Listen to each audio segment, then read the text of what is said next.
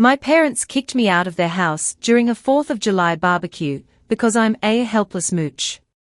I went to check an old bank account my grandpa gave me, hoping for gas money. Turns out, my stepmom and dad had been secretly draining a massive account my grandfather left me for years, using a power of attorney that expired when he died. Now I'm the one holding all the cards. I'm about to become the biggest helpless person they've ever met. So, my name is Sam Warren. I'm 29, and on the 4th of July weekend, my parents kicked me out of their house during a family barbecue. Not like a dramatic, get out and never come back thing at first. It was smaller than that. More insidious. They just made it impossible to stay. My stepmother, Ellen, waited until I was grabbing another drink from the cooler on the back porch, and then she came out and closed the screen door behind her. She stood there, blocking my way back in, with that tight little smile she gets when she's about to deliver a verdict. "Sam, honey," she said, her voice sweet and pitying, "the way you'd talk to a lost dog, we've been talking, your father and I. And we just think it's time you found your own place. You can't keep sleeping on the couch. It's not healthy for you, and frankly, it's a little weird for the neighbors." I just stood there, holding my lukewarm beer, trying to process it. "I've been here 3 weeks," I said. 3. You knew I was looking for a place. The lease on the new apartment complex doesn't start until August. You said I could crash here for a month, tops. We had a deal. Her smile didn't waver. "Things change, Sam. Your father and I have our own lives. We're not a hotel. And honestly, the way you've been moping around, it's bringing the whole mood down. We can't have that. Not during the summer." Through the gap in the door, I could see my father, Hank, at the grill. He pointedly turned his back, fiddling with the tongs, refusing to meet my eyes. My stepbrother, Greg, was on the deck lounging in a new Adirondack chair my father had just bought, scrolling through his phone, completely oblivious, or pretending to be. The smell of burgers and charcoal smoke drifted out, and I just stood there on the porch, in my ratty old jeans and a faded t-shirt, holding a cheap beer and a pair of sunglasses. "Dad?" I called out, my voice cracking. "You gonna say anything?" He just shook his head, a tiny, almost imperceptible motion. He wouldn't even turn around. That was his style. Passive, conflict-averse, let Ellen handle the dirty work. "Come on, Sam," Ellen said, folding her arms. "Don't make this a production. You've always been like this, you know. You can't do anything on your own. You need people to clean up your messes." It's sad, really. The word stung, but it wasn't anything I hadn't heard before. It was the theme music of my whole life with them. Not the lazy one, not the dumb one. The helpless one. I remember one Thanksgiving when I was a kid. I got AC in algebra, and my father had said, "Sam just doesn't have the head for school. He's just not a doer. He's more of a helper." I was 11. And later, when I got a scholarship for a technical college for construction management, my stepmother told my grandmother on the phone, "Well, we're just proud he finally found something he's capable of handling. You know, with his limitations." My limitations were just having a learning disability that made reading difficult, and preferring to work with my hands. They made it sound like a tragedy. So, on that 4th of July weekend, I took my beer, walked to my beat-up truck in the driveway, and drove off. I had maybe $200 in my wallet, a nearly empty gas tank, and a credit card maxed out from trying to get a deposit together for the new place. I slept in my truck that night in a Walmart parking lot. I had a blanket in the back, and a pillow I'd grabbed from the porch. The first real thing I did the next morning was I drove to the credit union in town. My real grandfather, my mother's father, had given me an old bank card years ago, for my high school graduation. He was a quiet, gruff old guy named Walt, a carpenter who built furniture in his garage. He'd slipped me the card, a debit card, at a little family dinner, and told me, "This is for you, Sam. For school, or a rainy day. Don't ever tell your father about it, and especially don't tell Ellen. She's got away with other people's money." I'd forgotten about it. I figured maybe there was $100 left on it, enough for a motel room and some gas for the week. I pulled into the small credit union parking lot, went inside, and waited in line. The teller, a young woman named Brenda, swiped the old, scratched card, and her face did a weird thing. She swiped it again. Then she called her manager over. The manager, a man named Mr. Henderson, sat me down at his desk. He looked at the screen, scrolled, typed something, and his face went white as a sheet. He just stared at it for a long minute. He was about my father's age, and he looked like he'd just seen a ghost. "Sam," he said, his voice low. "You need to look at this. Please, just sit tight." He turned the monitor towards me. The account had my name on it. It was the same account. But it had a ton of money in it, money I'd never seen. More than I could have ever imagined. And there were pages and pages of transactions, going back years. Dozens of withdrawals. Hundreds of them.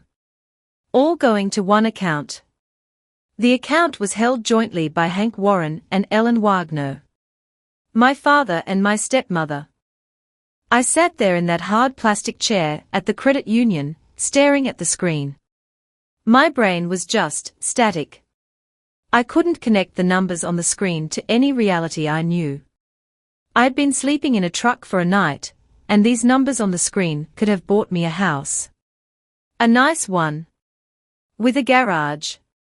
Mr. Henderson was talking, his voice muffled like I was underwater. "Sam? Sam, are you all right?" He was leaning forward, looking genuinely concerned. I blinked, trying to focus. "Yeah," I croaked. "Yeah, I'm fine. Just, how is this possible?" Mr. Henderson took a deep breath. He was a careful man, I could tell. He chose his words like he was handling something fragile. "This account was set up in your name by Walter Marsh, your grandfather, about 10 years ago, it looks like. He made regular deposits. Some quite substantial. The account was solely in your name, Sam. You were the only owner." I shook my head. "But my grandfather, he died 4 years ago. My stepmom, she told me, she said he didn't have anything. That he was basically broke. She said there was no money, no inheritance, nothing." Mr. Henderson's face tightened. He turned the monitor back towards himself, scrolling. "Well, that isn't accurate. There was significant activity in this account both before and after his passing. But it wasn't your activity." He pointed at a long list of line items. "These are all transfers. Outgoing, to another account. And they started about a month before he died, and they've continued steadily ever since." "A month before he died?" I asked, my voice sounding thin. "That's when my stepmother got power of attorney. He was getting sick, and she said she had to take over to manage his affairs. She said he was making bad decisions, forgetting bills. My dad agreed with her. They said it was for the best." Mr. Henderson nodded slowly. "That's a common reason for a POA. But, and this is very important, Sam, that power of attorney terminates the moment the principal, your grandfather, passes away. It's automatic. The law is very clear on that. Any transfer made after the date of his death is, by definition, unauthorized. It's fraud." I felt the blood drain from my face. "Unauthorized? How much?" My voice was barely a whisper. He turned the monitor back to me. "Your grandfather's deposits built up a balance of roughly $33,000 over the years. As of today, the balance is about $400. He showed me the transactions. The transfers were all to the same account number. I didn't recognize the full number, but I knew the name attached to it. Hank Warren and Ellen Wagner. My father and stepmother. The account had been drained for years. They'd been using it for everything. I saw a withdrawal that matched the date they bought a new, fancy lawnmower. I saw one that lined up with their trip to the beach the previous year. And I saw withdrawals that corresponded with my stepbrother Greg's tuition payments for a university he wasn't even doing well in. It was a steady, methodical bleed, carried out with a kind of boring diligence. I didn't make any of these, I said, my voice finally getting some iron in it. I haven't touched this account since I was 19. I thought it was empty. I'm going to print out the full transaction history for you, Mr. Henderson said, getting up. You need to take this to an attorney. And you'll want to file a fraud claim with us. Given the clear pattern and the legal documentation, it's likely we can reverse a significant portion of the most recent transactions as part of our internal fraud procedures. I nodded, a numb feeling settling in my stomach. The ER nurse in the original story had triaged. I was just a guy who built things for a living, a guy who was good with a framing square and a level, and terrible with spreadsheets. But I knew when something was broken. And this was broken in a way that I couldn't fix with a hammer. Later that day, sitting in my truck in the credit union parking lot, I spread out the thick stack of warm paper on the passenger seat. I had nowhere to go. The motel was a distant hope, but the money the credit union had just told me about was all but gone. I felt the familiar heat of shame rising in my chest. The story they'd been telling about me, the one that got me kicked out, was just a lie they'd built so they could keep taking what was mine. My grandfather had even warned me. I remember that day he gave me the card. He pulled me aside, looked me dead in the eye, and said, "Sam, this is for your future. Don't tell your father, and for the love of God, don't tell Ellen. She'll talk your father into anything, and she's got a talent for spending other people's money. A real talent." And I'd just nodded and said, "Okay, Grandpa." I'd put the card in my wallet and promptly forgotten about it, because I was 18 and my grandfather was old and a bit dramatic. But the memory wasn't just a memory. I dug through my wallet, past the crumpled receipts and the empty gas station loyalty cards, and my fingers found it. A tiny, folded piece of paper, worn soft from years in my wallet, tucked behind the old debit card. I pulled it out, unfolded it carefully. It was the back of a receipt from a hardware store. My grandfather's handwriting, shaky but legible, was on it. "Sam, don't forget. The account is yours. Only yours. Not your dad's. Not Ellen's. She will take it. She will have a reason. She always does. Be smart. Stand on your own 2 feet. I know you can. Love, Pop." I stared at the note. He'd known. 4 years ago, on a scrap of paper, he'd laid out the entire playbook. He'd seen my father's weakness and Ellen's hunger, and he'd tried to build a wall around me with that bank card and that note. The only thing he got wrong was thinking I'd read it in time. I hadn't. I'd spent 4 years believing the lie they told me, being the helpless son, and all the while, they were using my inheritance to prop up their own comfortable lives. I found a lawyer the next day. A guy named Alistair Finch, who specialized in estate disputes. He was a tired, pragmatic man in a cluttered office. He listened to my whole story without interrupting, just nodding occasionally and jotting down notes. He looked at the bank statements, the printout of the account history, and my grandfather's note. "This," he said, tapping the note, "is a very helpful piece of paper. It establishes your grandfather's clear intent and explicitly excludes your stepmother. She can't claim it was a family gift or a shared account. It's very clearly labeled as yours alone." He then laid out the legal reality. The power of attorney was valid for his affairs while he was alive. It ended the day he died. Every transaction from this account after that date was theft. Pure and simple. There's no gray area here, Sam. We have a clear paper trail. What do I do? I asked, my voice feeling small in his large office. First, we file a formal fraud claim with the credit union. They have their own procedures for reversing unauthorized transactions. That will get a portion of it back quickly. Second, I draft a demand letter to your father and stepmother. We give them a choice. They either repay the money, in full, according to a schedule, or we pursue criminal charges. Their choice.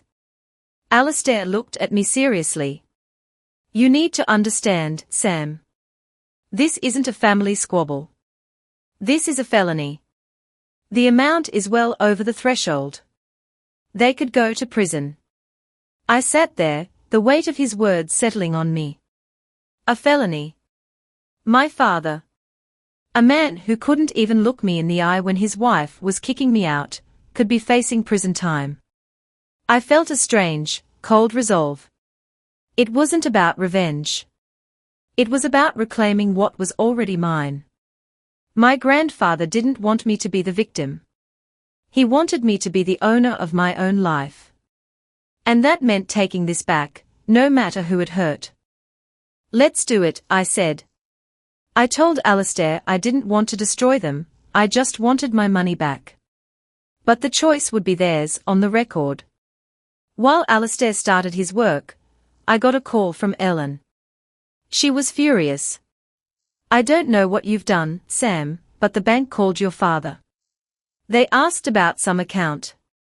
What is going on? Are you trying to cause problems? I didn't answer. I just let her voice fill the silence. It was the same tone she used when she complained about a neighbor's dog barking too loud, or when she found a scratch on her car. It was outrage at the inconvenience of the world, not the shame of her own actions. I hung up. She called again. I let it go to voicemail. Then my father called. His voice was shaky, weak. Sam, son, I'm sure this is all a misunderstanding. Your stepmother, she was just trying to manage things. She had Grandpa's best interests at heart. We can talk about this, family to family. Please, just stop all this. No, I said, my voice cold.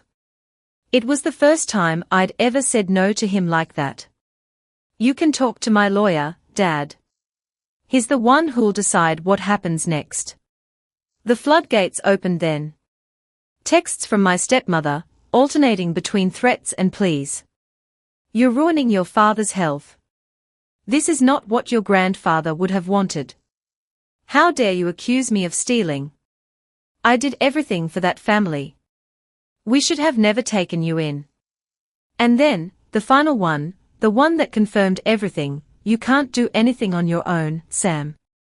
You have to drag everyone down with you. Pathetic. I read that message and for the first time, I didn't flinch. It was just words now, not a verdict. They were the words of a woman who had been caught, and she knew it. All her bluster was just the last gasp of a control she was about to lose forever. I didn't respond to any of them. I just forwarded every single message to Alistair, and let the process work. A week passed. The credit union, after their review, reversed a huge chunk of the fraudulent transactions. About $15,000 landed back in my account. It was the cleanest, most easily documented part of the fraud. It was a relief, but it was also a statement. It proved the system was on my side. Then Alistair sent the formal demand letter. It was a thick envelope, sent certified mail, requiring a signature. It laid out the entire case, the amount they owed, and the very real threat of criminal prosecution if they didn't cooperate.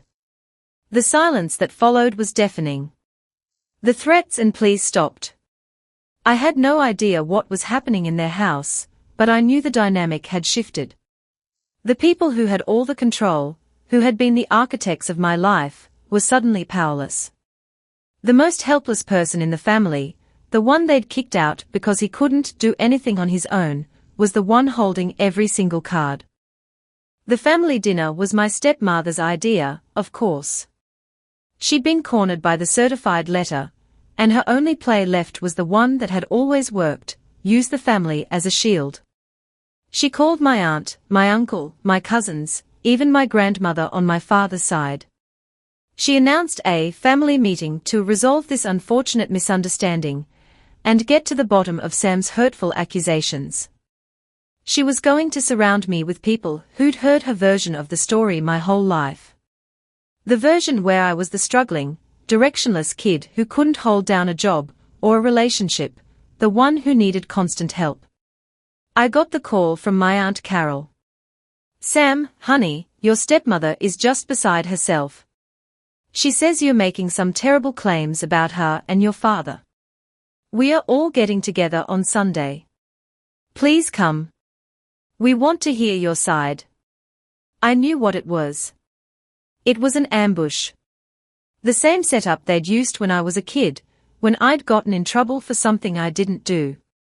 They'd circle the wagons, make me feel small and wrong, and I'd eventually back down just to make the awkwardness stop.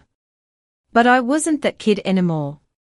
The kid who backed down was sleeping in a truck 2 weeks ago, holding a beer he didn't even want. That kid had just gotten 15 grand back in his bank account, and he had a lawyer who was ready to go to war. "I'll be there," I told my aunt. I didn't elaborate. I just hung up. I spent the rest of the week getting ready. Not psyching myself up for a fight. Not rehearsing speeches. I just gathered the paperwork.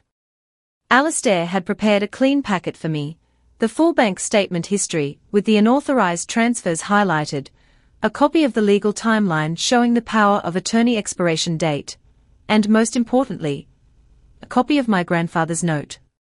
I put everything in a plain manila folder, the kind you'd use for a job site estimate, and I put that folder on the passenger seat of my truck.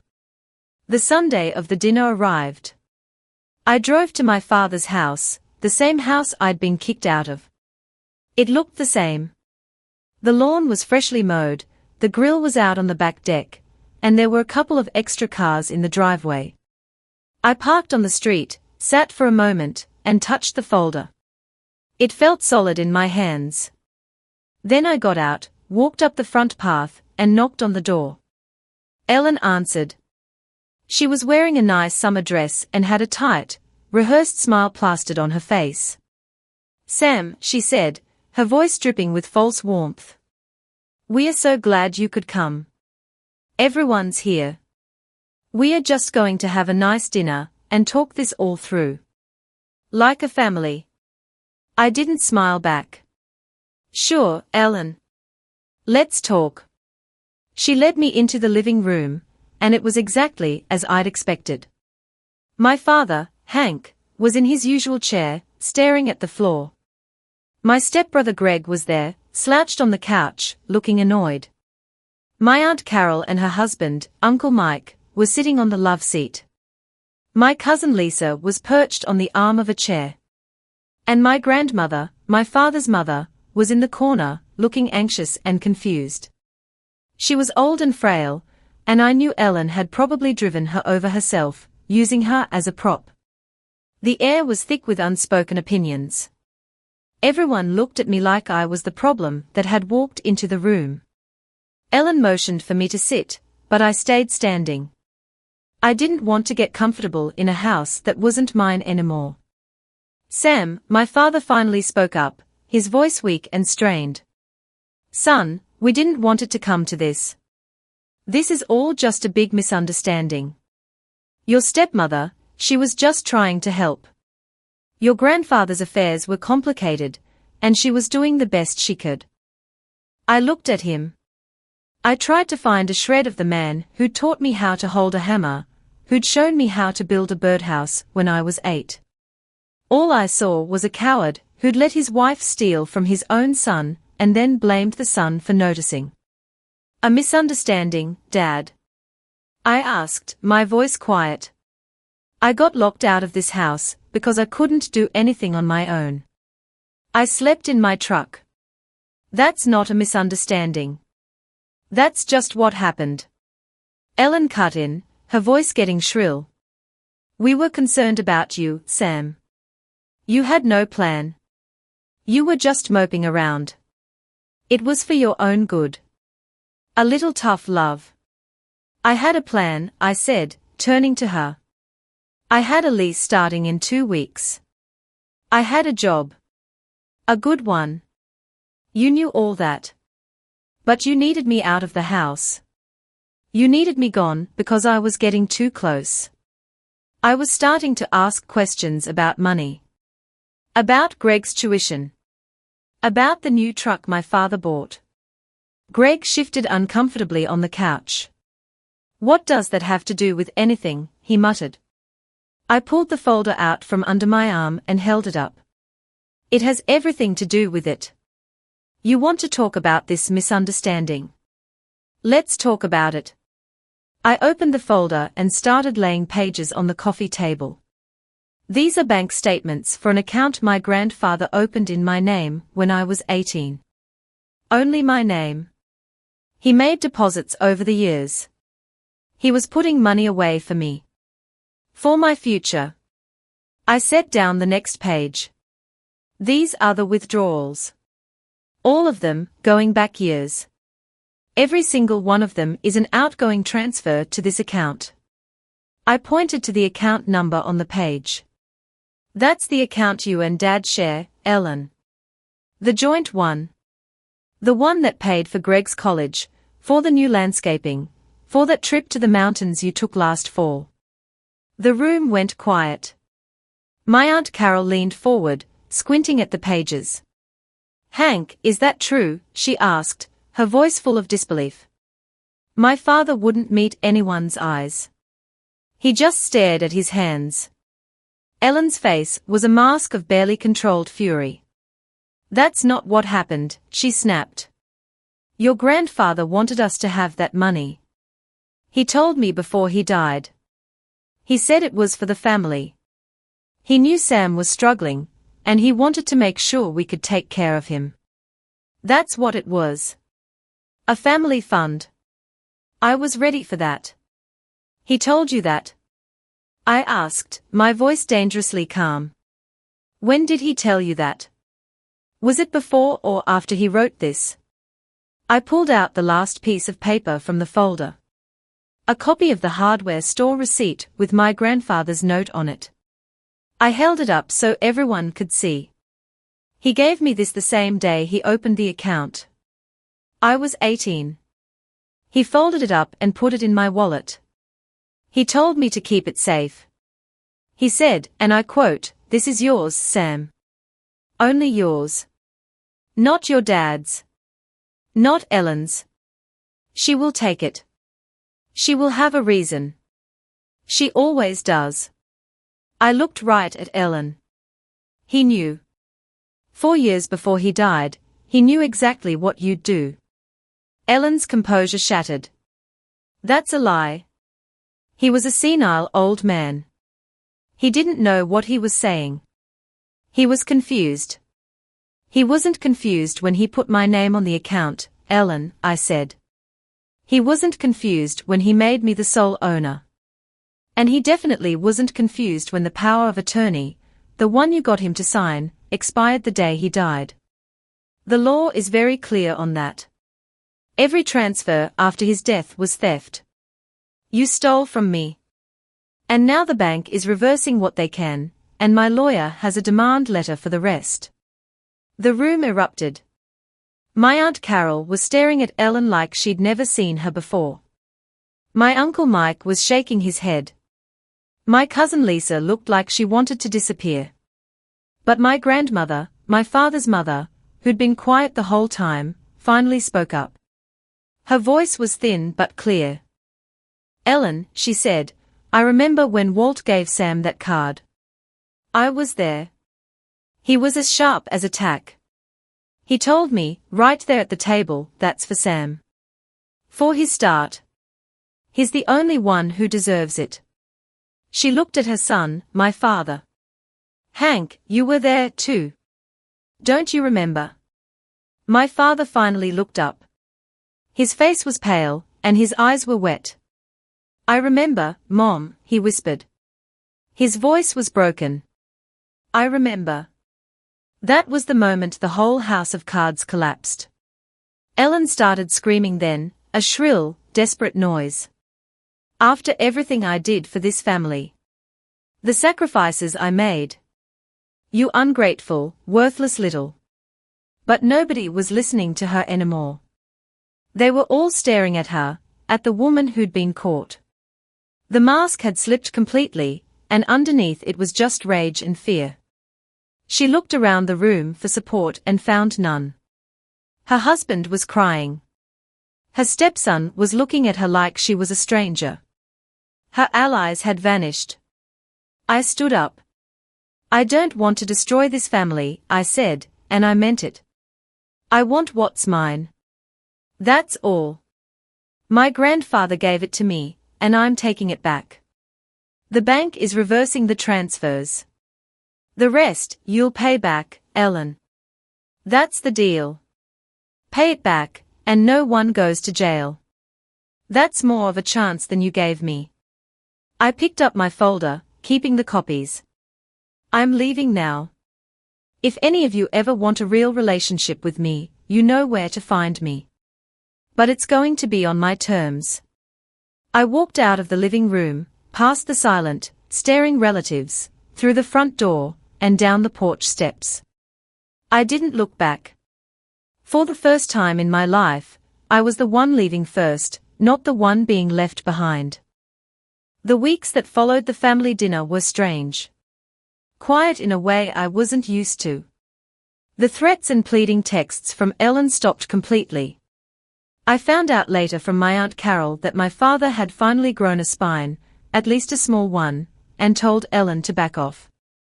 He said if she kept harassing me, he'd testify against her if it came to that. I don't know if that was true or if he was just saying it to save face, but either way, the silence was a relief. The credit union finished their fraud review and reversed another chunk of the transfers. By the end of the month, I had about $24,000 back in my account. It wasn't the full amount my grandfather had put in, but it was close. The rest was tied up in the repayment agreement that Ellen had signed under duress. Alistair had drafted the document with a strict payment schedule. It wasn't going to be easy for her. She'd have to sell some of the things my father's money had bought. The new truck went first. Then the riding lawnmower. I heard through the grapevine that Greg had to take out a student loan to finish his last semester, which I found a small, petty satisfaction in. My father called me one evening, a few weeks after the dinner. He sounded old. Tired. Defeated. The voice of a man who'd spent his whole life avoiding conflict and was now drowning in the consequences. Sam, he said, his voice cracking. I just wanted to say. I'm sorry. I know that doesn't mean much now.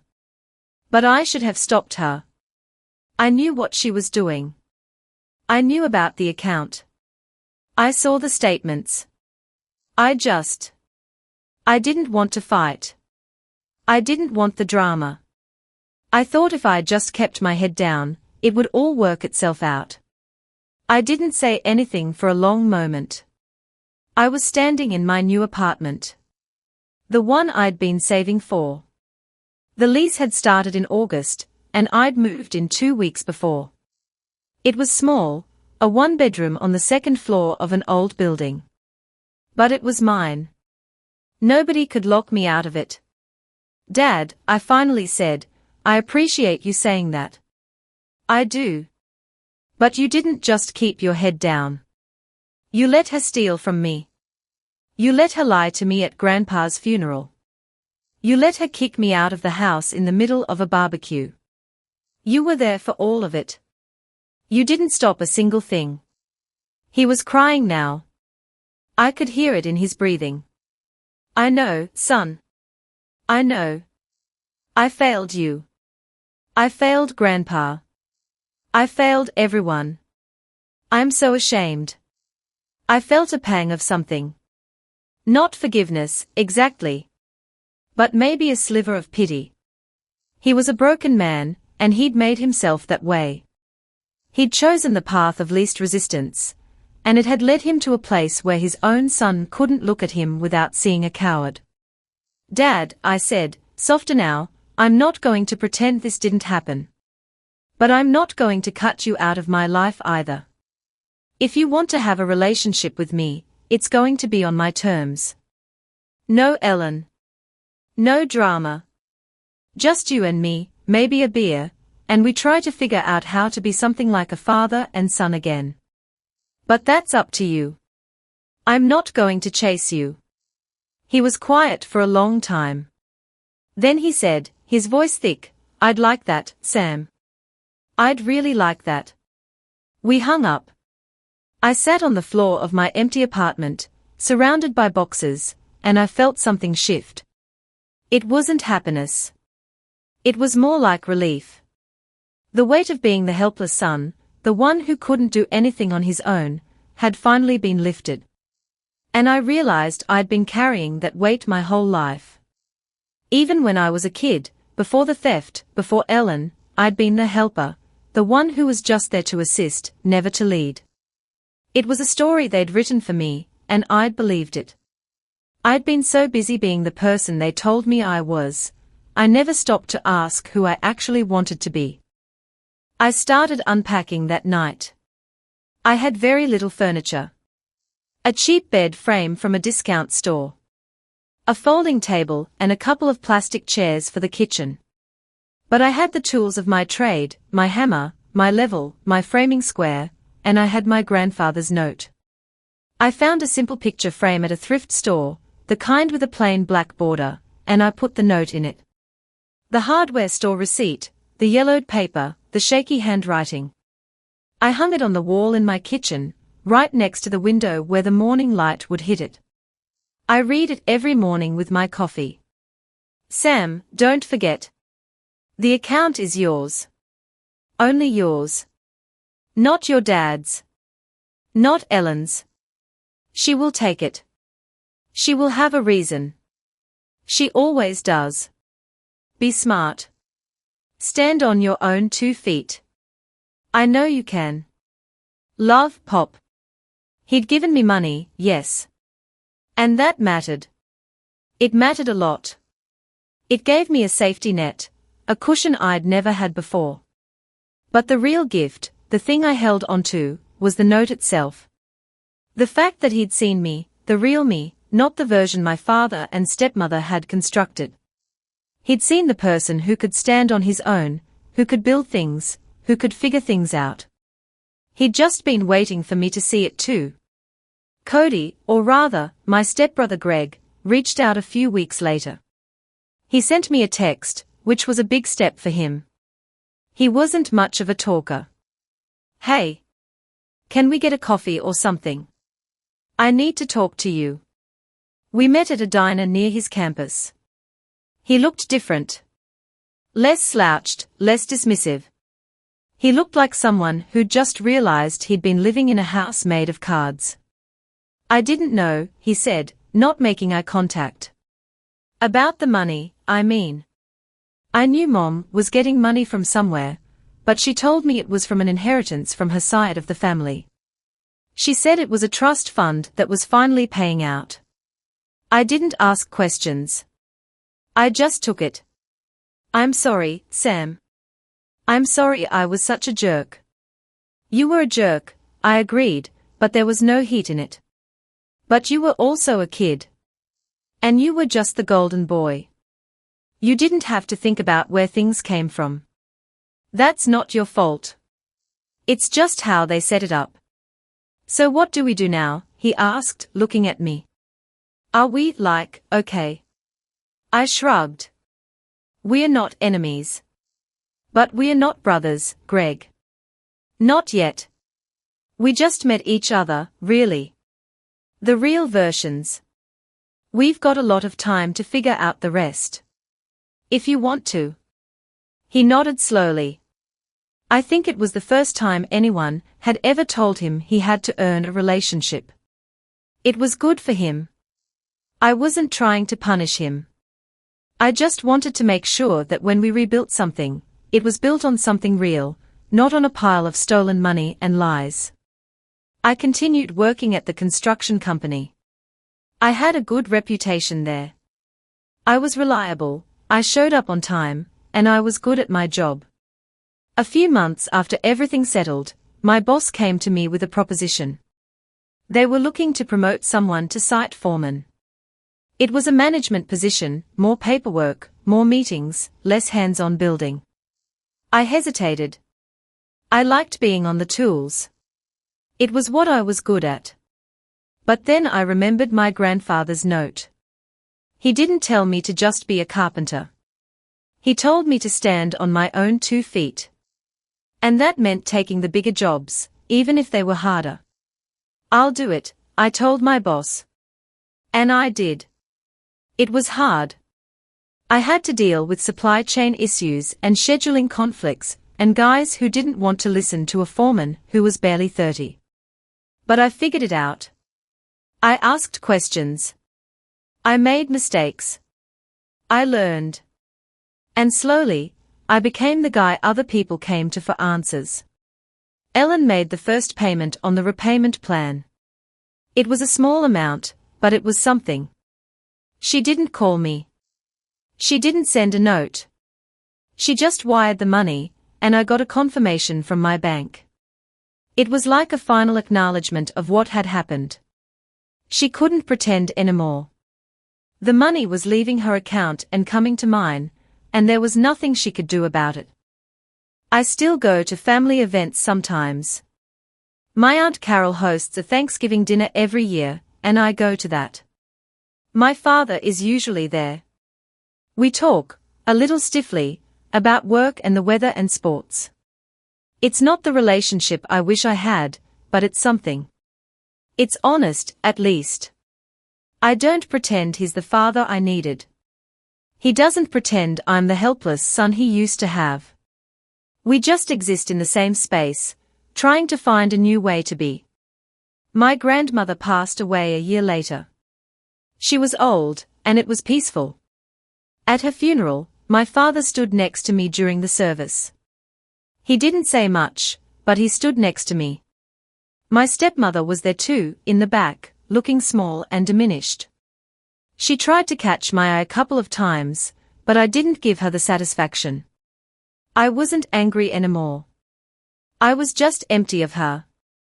She'd taken up so much room in my life for so long, and now she was just a person in a crowd. When the service was over, my father put his hand on my shoulder. "You did good, Sam," he said. "Grandma loved you. She always said you were the strong one. The one who'd figure it out." She was right. I didn't cry. I just nodded. It was nice to hear. It was even nicer to believe it. Because he was right, finally. I had figured it out. Not with a bang. Not with a dramatic victory lap. Just by showing up, by doing the work, by refusing to be the person they'd tried to make me. I kept my grandfather's note on the wall, and I read it every morning. And every time I did, I remembered that the people who keep telling you you're helpless are almost always the ones who need you to stay that way. They need you small so they can be big. They need you weak so they can be strong. And the only way to break that cycle is to just check the balance for yourself. I did. And it changed everything. The money kept coming back. Slowly, drip by drip, like water finding its way through a crack in a dam. Each payment from Ellen was a small victory, but I stopped checking the balance obsessively after a while. It wasn't about the number anymore. It was about the principle. The principle that what was mine, and nobody got to take it just because they thought I wouldn't notice. I bought a house about 18 months after everything went down. Not a big one. A fixer-upper on the edge of town with a decent yard, and a garage that needed a new roof. It was the kind of place that scared off most buyers, but I saw potential. I saw a project. I spent my weekends tearing out old drywall and replacing rotten floorboards. My hands got calloused and my back ached, but it felt good. It felt like I was building something with my own two hands, something that couldn't be taken away. My father came by a few times to help. He wasn't much good with a hammer anymore, his hands were too shaky, but he held the ladder steady and handed me nails. We didn't talk about the past much. We talked about the house, about the weather, about the local sports team. It was small talk, but it was a start. I'd take a start over nothing. He showed up one Saturday, with a worn cardboard box in the back of his car. He set it down on my new kitchen counter, looking uncomfortable. "Found this in the attic," he said, not meeting my eyes. "Your mother's stuff. Your real mother. I know she passed when you were young, and Ellen kind of took over. I thought you might want it. If you don't, that's fine. I can throw it out." I opened the box. It was full of old photographs, letters, a couple of baby blankets, a high school yearbook with my mother's face smiling up from the page. I'd never seen most of it. Ellen had made sure of that. She'd erased my mother from the house the way she'd tried to erase me. "Thanks, Dad," I said, my voice a little rough. "I appreciate this. I really do." He nodded, shoving his hands in his pockets. "She was a good woman, Sam. Your mother. She would have been proud of you. She would have fought for you. She had a fire in her, that one. I lost that fire somewhere along the way. I'm sorry. I didn't know what to say to that. So I just reached out and put my hand on his shoulder. It was the first time I'd touched him without it being awkward or forced. He looked at me, and for a moment, I saw the man he might have been before Ellen, before the lies, before he'd given up. It was a brief glimpse, but it was something. "Come on," I said, breaking the moment. "I need help with the kitchen cabinets. You can hold the level." We worked the rest of the day in silence, the kind that wasn't uncomfortable. It was the silence of two men who'd been through a war together and were trying to figure out how to be allies again. At the end of the day, I made us both a sandwich and we sat on the back steps of my new house, looking at the yard. "You did good, Sam," he said, for maybe the 1,000th time. "You really did." "I know, Dad," I said. And I meant it. I wasn't being arrogant. I was just stating a fact. I had done good. Not because I'd won a legal case, or because I'd gotten my money back, but because I'd survived the worst thing that had ever happened to me and I'd come out the other side still standing. Still whole. Still me. The final payment from Ellen arrived on a Tuesday morning, almost 2 years to the day after that 4th of July barbecue. I got a notification on my phone, a simple deposit alert. The amount was small, the last installment of the repayment plan. I stared at the screen for a long moment. It was over. The whole saga, the theft, the lies, the legal battle, the family dinner, all of it. Finally, completely, over. I didn't celebrate. I didn't call anyone. I just sat on my couch, in my house, in my living room, and I let myself feel the weight of it all. The anger, the hurt, the betrayal. And then, slowly, I let it go. Not because I was forgiving anyone, but because holding onto it was like carrying a bag of rocks everywhere I went. It was heavy, and it was mine, but I didn't have to keep carrying it. I still talk to my Aunt Carol sometimes. She calls to check in, to tell me about family gossip. Ellen has become a bit of a pariah. My father's side of the family doesn't really trust her anymore. She's still married to my father, but it's a cold marriage now. She doesn't host the dinners. She doesn't make the phone calls. She's just there, a faded presence in the background of their lives. I don't feel sorry for her. I don't feel much of anything, honestly. She's just a person I used to know. Greg graduated from college. He's got a job now, a real one. He sends me a text on my birthday every year, and I send one back. We are not close, but we are not enemies either. We are just two guys who share a last name and a complicated history. I'm okay with that. My cousin Lisa has become a friend, of all things. She was at that family dinner, the one where I laid out the evidence. She'd been quiet that night, but she called me a few weeks later and told me she'd had no idea about any of it. She said she always thought Ellen was a bit much, but she never imagined she was a thief. She and I have coffee every now and then. She's the one who helped me pick out the frame for my grandfather's note. She has a good eye. I still work as a foreman at the construction company. I'm good at it. I've learned to handle the paperwork, the scheduling, the endless meetings. I've learned that being a leader isn't about being the loudest or the strongest. It's about being steady, being reliable, being someone people can count on. I try to be that person. For my crew, for my friends, for the little family I'm slowly building around myself. I'm dating someone now. A woman named Maya who works at the hardware store.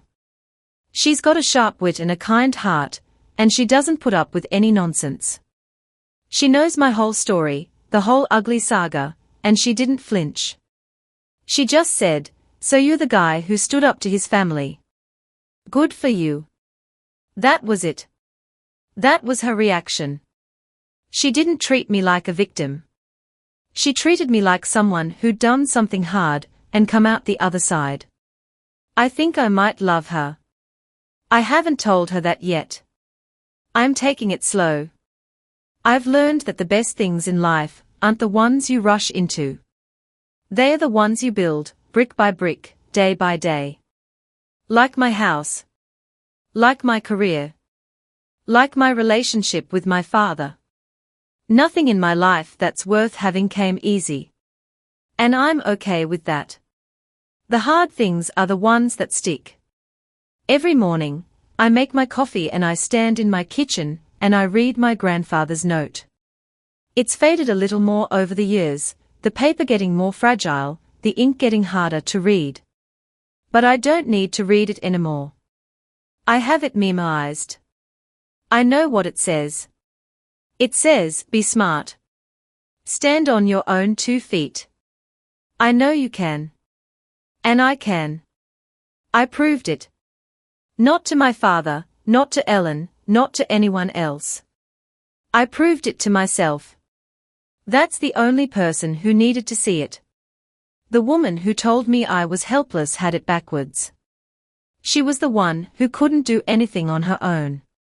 She needed my money, my father's silence, the whole elaborate setup just to feel like she had control. She was the desperate one. She was the one who couldn't stand on her own 2 feet. I think about that sometimes, when I'm sitting on my porch in the evening, watching the sun go down over my yard. I think about how close I came to never finding out the truth. If I'd just kept my head down, accepted the couch, accepted the insults, accepted the role of the helpless son, I'd still be there. Still be small. Still be the person they'd made me. But I didn't. I checked the balance. I looked at the evidence. I stood up for myself. The day they locked me out of their house, they thought they were ending something. They thought they were getting rid of a burden. But they were actually starting something. They were starting a chain of events that would expose them for who they really were, and would reveal to me who I really was. A man who could stand on his own. A man who didn't need their approval, their money, or their love. A man who was enough, just as he was. I keep the old debit card in my wallet still. It's worn and scratched, the numbers almost completely gone. It's a reminder. Not of the money, but of the moment I realized I had to look. The moment I stopped trusting the people who told me I was nothing and started trusting the man my grandfather knew I could be. I don't know what the future holds. But I know I'll face it on my own terms. I'll build it with my own hands. And I'll never, ever let anyone tell me I can't do something just because they need me to be weak. I'm done being weak. I'm done being helpless. I'm done being the person they made me. I'm just Sam. And that's more than enough. So if you're out there, and you're reading this, and you feel like you're the helpless one, the one who can't do anything right, the one everyone else has to take care of, I want you to do something. Go check the balance. Whatever that means for you. Check the account. Check the relationship. Check the story you've been telling yourself about who you are. Because sometimes, the people who keep telling you you're helpless are the ones who are counting on you never looking. They need you to stay small. But you don't have to. You really, really don't. My grandfather knew that. And now I do too. And nothing, not a locked door, not a cruel word, not a stolen inheritance, will ever make me forget it again.